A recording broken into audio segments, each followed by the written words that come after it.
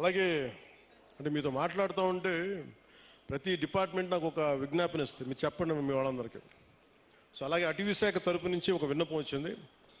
దయచేసి మనం ఏదో సిగరెట్ తాగేస్తా లేదంటే ఏదో మరి అంటే చాలా నిర్లక్ష్యంగా ఉంటాం. మన ప్రకృతి మీద మనకి అడవి తల్లి ఇంత పచ్చటి సౌందర్యం, ఇంత చక్కటి సౌందర్యం అంటిచేయడం ఎంతసేపు చెప్పండి. మనం మీరు లాస్ ఏంజల్స్లో చూశారు, ఎన్ని లక్షల కోట్లు నష్టం వచ్చింది వాళ్ళకి. డబ్బున్న వాళ్ళు అందరూ పెద్ద పెద్ద ఫిల్మ్ యాక్టర్స్, బిజినెస్ మన ఇండస్ట్రియలిస్టులు, బిజినెస్ పీపుల్ అందరూ కూడా ఏమాత్రం ఇల్లు కూడా సొంత అసలు కొన్ని దశాబ్దాల నుంచి పెట్టుకున్న జ్ఞాపకాలు కూడా పోయినాయి, డబ్బులు గాలిపోయినాయి. సో వీటన్నిటి దృష్టిలో పెట్టుకొని ఫారెస్ట్ ఫైర్స్ అనేది ఇది ముఖ్యంగా మన సమ్మర్ సీజన్ కాబట్టి, గ్రీష్మం కాబట్టి మీరు ఎవరన్నా సరే కొంచెం బాధ్యతగా నిర్లక్ష్యంగా ఉంటే వారికి కొంచెం ఆయన సరైన మార్గంలో పెట్టి మీరు ఎందుకంటే నిప్పు పెట్టకుండా మటుకు చూసుకోండి. ఒకసారి మీరు చిన్నపాటి తుంపల్ని మన ఇంటికి అడ్డంగా ఉన్నాయని చెప్పి మీరు మంట పెట్టేస్తే అది ఎటు కార్చిచ్చు అయిపోద్ది.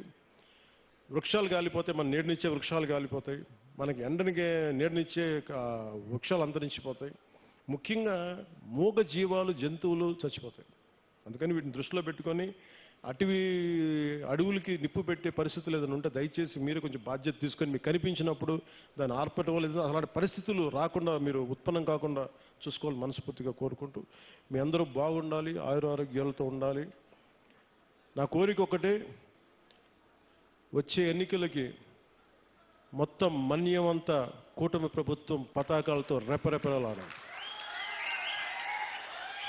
ఎందుకు చెప్తున్నానంటే 5 సంవత్సరాల విలువైన సమయం మీరు ఇచ్చారు, మీ ఓటు వేశారు, మీ ఓటుకి వాళ్ళు విలువ ఇవ్వలేదు. కానీ మీరు ఓటు వేయకపోయినా నేను మీ ఓటుకి విలువ ఇచ్చి ఇక్కడికి వచ్చాను. అందుకనే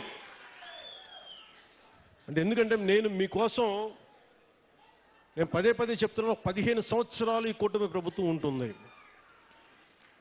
కేంద్రంలో ఎన్డీఏ ప్రభుత్వం, భారతీయ జనతా పార్టీ లీడింగ్ పార్టీగా నరేంద్ర మోదీ గారు ఎలాగైతే చేశారో అంత బలంగా 3 పర్యాయాలు ఉంటే తప్ప మనకి విభజన సమయం నుంచి గత పాలన వరకు ఎంత నలిగిపోయాం అది బయట పడాలి అంటే మాకు ఒక 15 సంవత్సరాల మీ ఆశీస్సులు కావాలి. మేము కింద పడతాం, మీద పడతాం. ముఖ్యమంత్రి గారు చిన్న భిన్నమైన ఆర్థిక వ్యవస్థని సరిచేస్తా ఉన్నారు, నేనేమో మీకు తిరుగుతూ ఉన్నాను. మేము మీకోసం పని చేస్తాం, కానీ మీ ఆశీస్సులు కావాలి మాకు. మీ ఆశీస్సులు ఇవ్వండి మాకు.